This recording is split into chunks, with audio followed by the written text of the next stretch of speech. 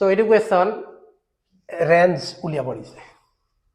লগত ত্ৰিকোণমিতিক ফাংচন হয়নে যেনে মেইনছৰ question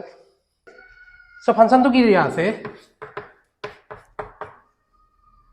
fx is equal to 1/7 minus sin 5x হয়নে সো মোৰ ত্ৰিকোণমিতি ভিডিও চালে তোমালে গম পাবা এটো বেসিকে হয় তো sin of any angle range টু কি হয় সাইনৰ ৰেঞ্জ টু কি হয়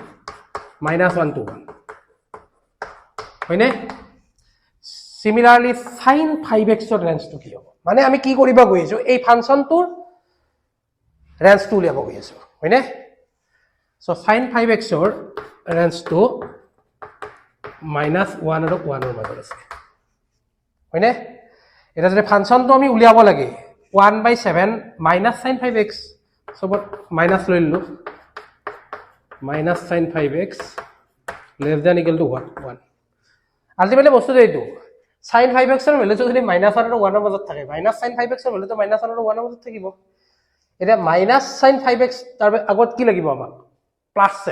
এটা 7 লাগিব হয়নে তো 7 - 1 এটো কিমান হ'ল 6 7 minus sin 5x হয়নে তো 7 + 1 এটো কিমান হ'ল 8 এটা এটো ৰেসিপ্ৰকেল লাগে আৰু তোমালোকে জানা এই দুটা ৰেসিপ্ৰকেল যদি লও এই নাম্বাৰটো এইটো আহি যাব এই নাম্বাৰটো ইয়াত গুছি যাব সিন্স 1/6 is greater than 1/8 মানে মই বুজাই দি আছো 1/8 less than 1/7 minus sin 5x less than equal to 1/6 কাৰণ 1/8 to 1/6 ত কৰি কি হয় সৰু হয় এটা অপচন চাও আমি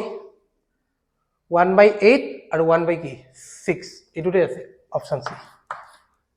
হয়নে থ্যাংক ইউ